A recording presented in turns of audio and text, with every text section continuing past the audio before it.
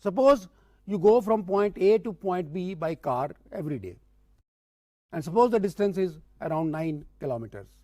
Sometimes the meter on the car will show 10 kilometers, sometimes will show 9 kilometers, sometimes 8 kilometers, and so on.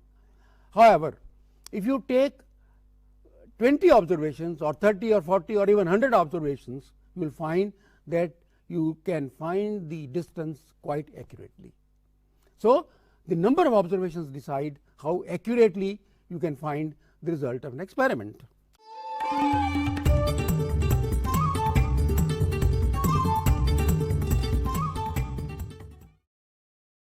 We have already talked of units, dimensions, and dimensional analysis. The third key concept of this chapter is measurement and the errors that creep into these measurements. Science is all about measurement, you know that. Precise measurements are necessary to confirm a proposed hypothesis or to choose from among many conflicting ideas the one that is nearer the truth. Importance of accuracy and precision in measurement can be gauged from the fact that at one time, due to lack of accuracy in observational data, geocentric theory was preferred over the heliocentric theory, whereas heliocentric theory was the correct one. The geocentric theory, you remember, held Earth to be the center of the universe, whereas heliocentric theory proposed by Copernicus held the sun to be the center of the universe. It was only the advent of telescope which improved the quality of observations that ultimately vindicated the correct heliocentric theory. So, we may ask a question: what is it that leads to lack of precision or accuracy in measurements? Let us first see the distinction between precision and accuracy.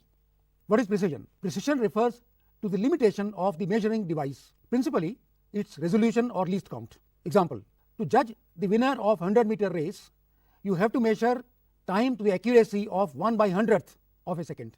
So, an ordinary stopwatch with least count 0.1 second is not precise enough. Example 2: a screw gauge with a least count of 0.001 centimeter can measure the diameter of the pendulum bob more precisely than a vernier caliper with least count 0.01 centimeter. Example 3: a telescope with a higher resolving power can measure the diameter of a planet more precisely than a telescope with a lower resolving power.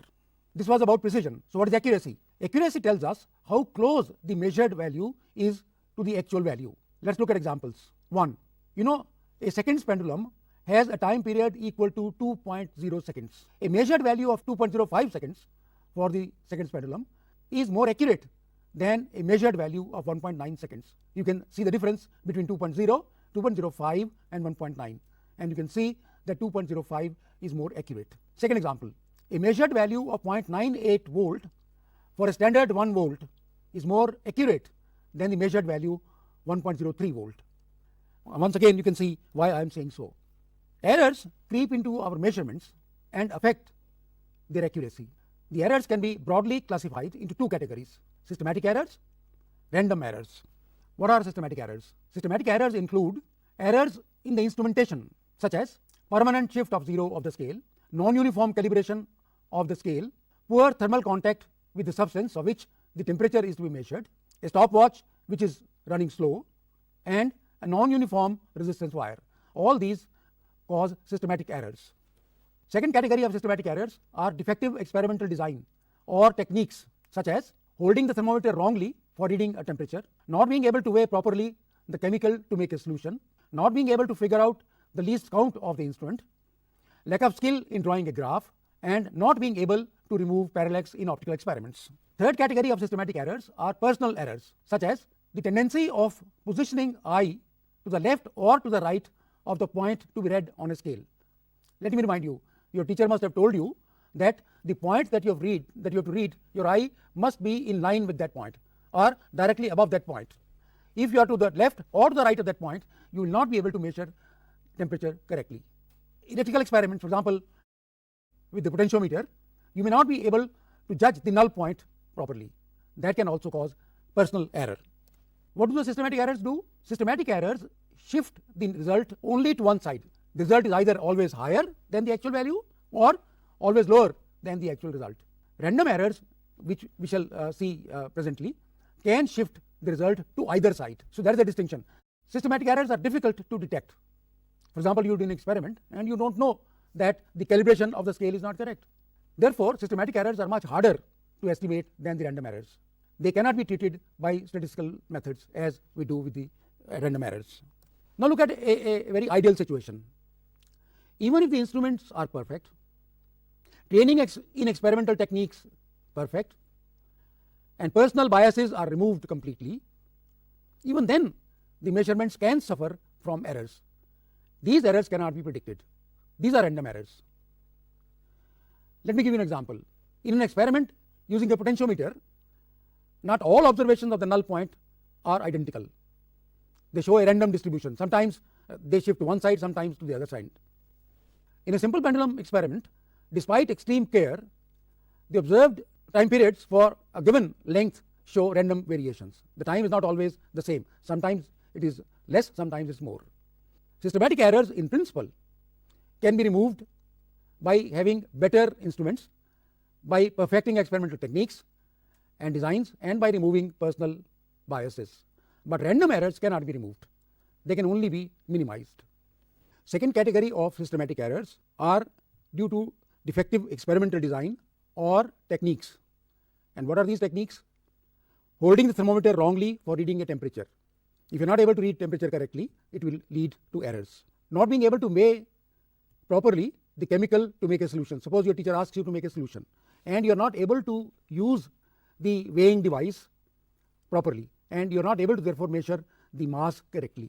That can lead to systematic errors. Not being able to figure out the least count of the instrument. This error happens very often. I have seen from students from class 12 onwards, even up to MSc stage, students are not able to get correctly many times the least count of the instrument that they are going to use. This is very important, and therefore if you are not able to do that, your measurements will be in error, and this error would be systematic error. Then lack of skill in drawing a graph. You remember that in many experiments you have to draw a graph. In simple pendulum or in other experiments you have to draw a graph, and then you are asked to read from the graph time period and length and so on. But if you don't know how to draw a good graph, then again it will lead to errors, and these errors again would be systematic errors. Not being able to remove parallax. When you find focal length of a convex lens or a concave lens or a concave mirror, then you have to remove parallax between the image and the object. You know that if they are not in the same line, then the parallax has not been removed, and this is quite difficult for students. And if you are not able to do that, if you have not learned the technique of removing parallax, then you will be in trouble. Your measurement would have errors, and these would be systematic errors. Then the third category of systematic errors are personal errors. Many of them I have already enumerated, but let me tell you in detail. Say you are reading a thermometer. In a certain experiment you are reading a thermometer. Your teacher has told you that the point to be read, note the point to be read, and your eye must be either directly above that point or directly in front of that point. If you are either this way or this way, you will not be able to read the temperature correctly, and this will again lead to errors in measurement. Similarly, in an experiment say with potentiometer, you may not be able to read the null point correctly. When the needle of the galvanometer is not showing any deflection, that is a null point, but you may not be able to judge it properly. This can also lead to errors, and these will be personal errors. Systematic errors, which we have been talking about up to this time, they shift the result only to one side. The result is either always higher than the actual or lower than the actual result. Random errors, which we shall be talking about in a moment, can shift the result to either side. The idea is systematic errors, if suppose you are measuring the melting point of X, systematic errors will always either measure it lower or higher. Random errors can cause to be measured either lower or higher. Random errors can shift the result to either side. Systematic errors are difficult to detect. For example, you are doing an experiment, you don't know that the scale is not properly calibrated. How would you know? You don't know that the zero of the scale has shifted. Again, it's very difficult to find out. They are much harder therefore to estimate. Systematic errors are much harder to estimate than the random errors. They cannot be treated by statistical methods. For example, you cannot take averages, as we shall do with the random errors. Now let's consider a perfect situation. Our instruments are perfect, our training in experimental techniques is perfect, and we don't have personal biases. That means we don't see this way or that way, say reading a a temperature scale. The measurements can still suffer from errors, and these are random errors, and these cannot be predicted. In an experiment using potentiometer, you read the null point, but all the null points are not identical. Sometimes the null point is lower than the previous value, sometimes the null point is higher than the previous value. They show a random distribution. In a simple pendulum experiment, despite extreme care, the observed time periods of a given length of the pendulum show random variations. For example, you are measuring time period for 20 oscillations. The time period at one time may be 30.4 seconds. The next time it may be 29.8 seconds. Next time it may be 34.6 seconds, and like that. I mean, you don't know which way the time period is going to be. That is why it's called random. The random error can shift the result to either side. It can be lower than the actual, or it can be higher than the actual. Systematic errors, on the other hand, they push the result only to one side. Systematic errors can be removed if we have perfect instruments, if we have perfect experimental techniques, and we remove our personal biases. Random errors, on the other hand, cannot be removed. They can only be minimized. Next time we shall see how we can deal with random errors so that their effect is minimized on the observations that we take, on the results that we derive, and on the experimental physics.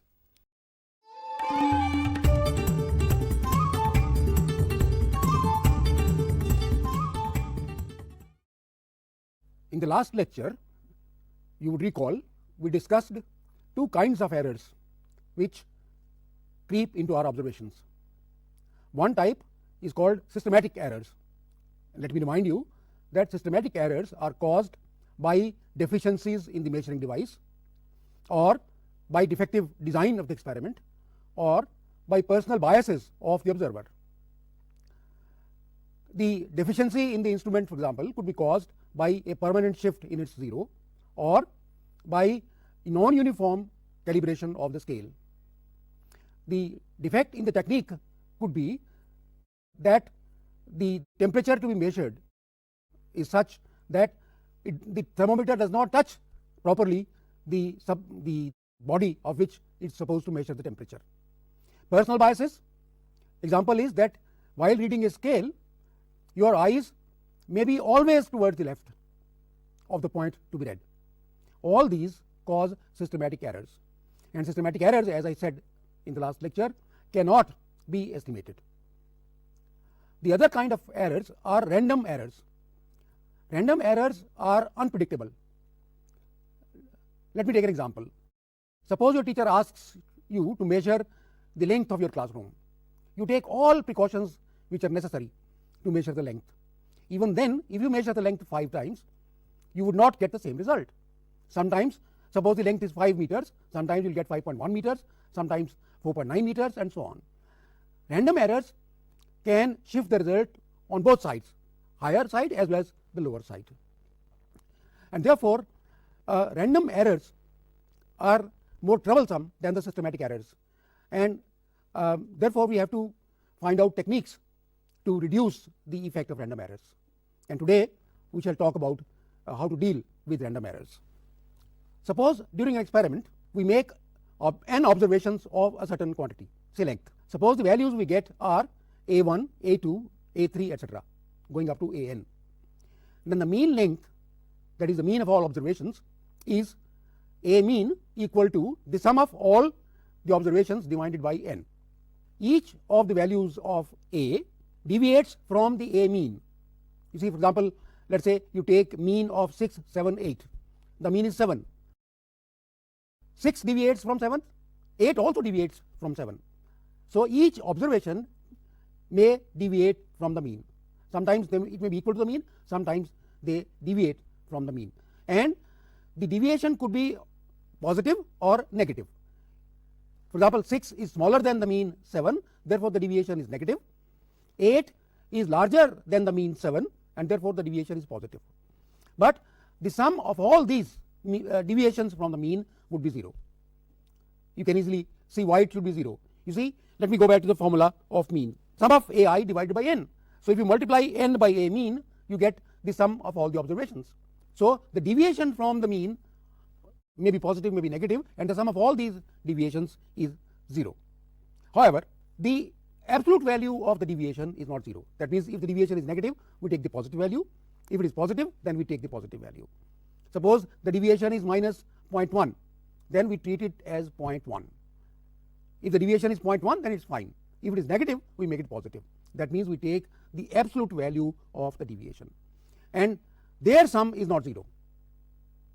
The quantity by which a value differs from its mean, absolute value of the deviation, is called absolute error.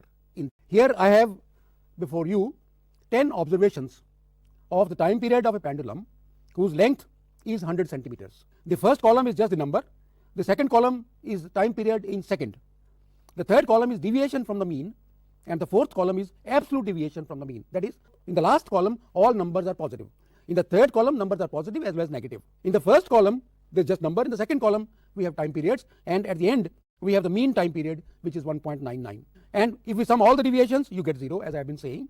But the sum of the deviations which are absolute, which are all positive, that sum is not 0. In this case, that sum is 0.32, and if I take the average of all these deviations, it's 0.03. And this 0.03 is called the absolute error in the mean, 1.99. Here I repeat again, data of time period for a simple pendulum of length 100.0 centimeter is shown in the last slide. 10 observations were taken. The mean time period is equal to 1.99 seconds. Absolute error is 0.03 seconds. The range of time period is 1.99 minus 0.03 to 1.99 plus 0.03. That is, the actual time period lies somewhere between 1.96 and 2.02. Let me repeat this again for your benefit, because this is very important. The absolute error in the mean is 0.03 seconds. This gives the range on both sides of the mean. If you add, this gives the higher side. If you subtract from the mean this absolute error, this gives the lower side. So in this case, the lower side is 1.96, the higher side is 2.02, and therefore the actual time period lies between 1.96 and 2.02 seconds. Let me repeat what I have been saying for your benefit with the help of this slide. The sum of the absolute values of delta AI is not 0. We can therefore find their mean, and delta A mean is equal to the sum of all delta AI divided by n. Remember, we take absolute values of delta AI, which are all positive. Now, what is the implication of this? The implication is that the actual value of A will lie in the range A mean plus minus delta A mean. So, delta A mean determines the range around which A mean within which the actual value lies. For example, if A mean has a value 7 and delta A mean has the value 0.5, then the actual value of A will lie between 6.5 and 7.5. So, this determines the range. Delta A mean determines the range within which the actual value would lie. Before I go to the next slide, I would like to point out that in the denominator of delta A mean there is n, and remember, n is the number of observations, and this will play a very important role. Notice that in the expression delta A mean equal to sum of absolute values of delta AI divided by n occurs in the denominator. Therefore, the range delta A mean can be made as small as you like by increasing the number of observations. Reducing delta A mean, that A mean can be made to approach as close to the actual value of the quantity being measured. Let me again try to repeat this in the following fashion. Your teacher has told you to take 10 observations, let us say in the case of a simple pendulum experiment, and the time available with you is much larger. So, I would suggest that you take 20 observations, if possible take 30 observations, and then you find the range. You will find as the number of observations increases, the range within which the actual value of G lies decreases. That means you are approaching more and more to the real value of G, to the actual value of G. So, the number of observations for any experiment reduces the error in the experiment.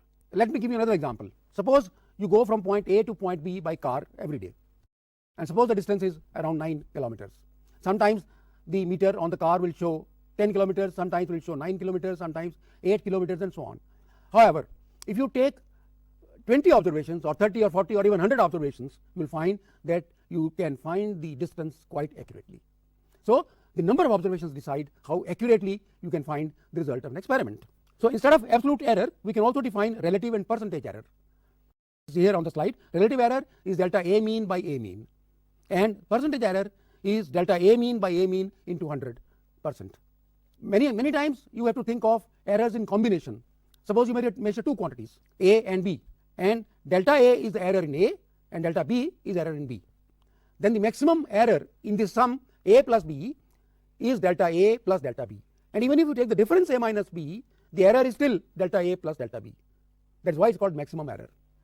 The error in A by B, A divided by B, or A multiplied by B, is delta A by A plus delta B by B. Whether you take the division or whether you take multiplication, the error is always delta A by A plus delta B by B.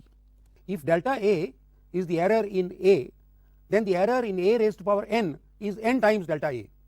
For example, in the formula for finding the value of G, where G is equal to 4 pi squared L by T square, the maximum error in G, that is delta G, is delta G equal to delta L plus twice delta T. Notice that the time period contributes twice the error in T, whereas the error in L is just delta L. That means time must be measured more precisely than the length. So, to conclude today's lecture, the random errors can be removed as much as you like by increasing the number of observations.